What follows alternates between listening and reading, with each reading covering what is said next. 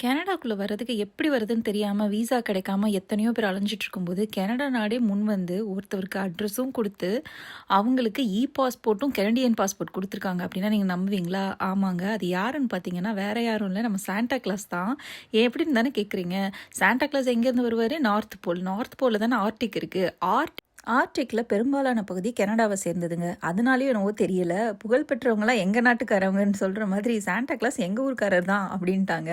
அவரோட அட்ரஸ்க்கு பின்கோடு என்னன்னு பார்த்தீங்கன்னா, ஹெச்ஓ அதாவது ஹோ ஹோ ஹோ அப்படிதானே சொல்லிட்டு வருவாரு. அதை தான் சொல்லியிருக்காங்க.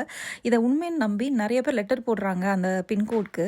இதுக்காகவே சில வாலண்டியர்ஸ் வந்து ரிப்ளையும் கொடுத்துட்ருக்காங்களாங்க. அட இது என்னங்க பெரிய விஷயம். இதை விட ஹைலைட்டான ஒரு விஷயம் இருக்குது. அது என்னன்னு கேட்டிங்க அப்படின்னா, ஒவ்வொரு கிறிஸ்மஸ்க்கும் சாண்டா கிளாஸ் வந்து எல்லாருக்கும் கிஃப்ட் கொடுப்பாரு இல்லையா? அந்த மாதிரி பறந்துட்டு வந்து அதை ட்ராக் பண்ணுறோன்னு சொல்லிட்டு கெனடியன் அண்ட் யூஎஸ் ஏரோஸ்பேஸ் இருப்பாங்க இல்லையா? அவங்க வந்து ஒரு லைவ் வீடியோவே அவங்களோட ஏரோஸ்பேஸ் வெப்சைட்டில் வந்து போட்டுட்டு வராங்க வருஷம் வருஷம். என்ன போடுறாங்க அப்படின்னு சொல்லி போய் பார்த்தா, ஏரோஸ்பேஸோட அந்த வீடியோஸ் ஓடுது. அதில் சாண்டா கிளாஸ் வந்து அப்படியே கிஃப்ட்டோடு பறந்துகிட்டே இருக்கிற மாதிரி லைவில் வந்து போட்டுகிட்டே இருக்காங்க. இது வந்து ஒரு வருஷம் 2 வருஷம் இல்லை, கிட்டத்தட்ட பல வருஷங்களாக இதை வந்து ஃபாலோ பண்ணிகிட்ருக்காங்களாம் கனடியன் ஏர்ஃபோர்ஸும் யூஎஸ் ஏர்ஃபோர்ஸும் சேர்ந்துட்டு. நம்ம வந்து ஒரு காமிக்கலாக ஒரு விஷயம் வந்து ரீட் பண்ணியிருப்போம். அதை ரியலிஸ்டிக்காக கொண்டு வரது மாதிரி அவங்களுக்கு ஒரு அட்ரஸ் கொடுத்து, அவங்களுக்கு வந்து ஒரு பாஸ்போர்ட் இஷ்யூ பண்ணி, அவங்க இந்த கண்ட்ரியை சேர்ந்து அதாவது நார்மலாக சொல்லலாம், அவங்க வந்து நார்த் போல், ஸோ அதனால் எங்கள் கண்ட்ரி தான் சொல்லிட்டு விடாமல் அவங்களுக்கு ஒரு அட்ரஸ் கொடுத்து, அவங்களுக்கு வந்து பாஸ்போர்ட் கொடுத்து, அது மட்டும் இல்லாமல் இந்த மாதிரி லைவ்ல டெலிகாஸ்ட் பண்ணுறதுலாம் கொஞ்சம் டூ மச்சா இல்லை?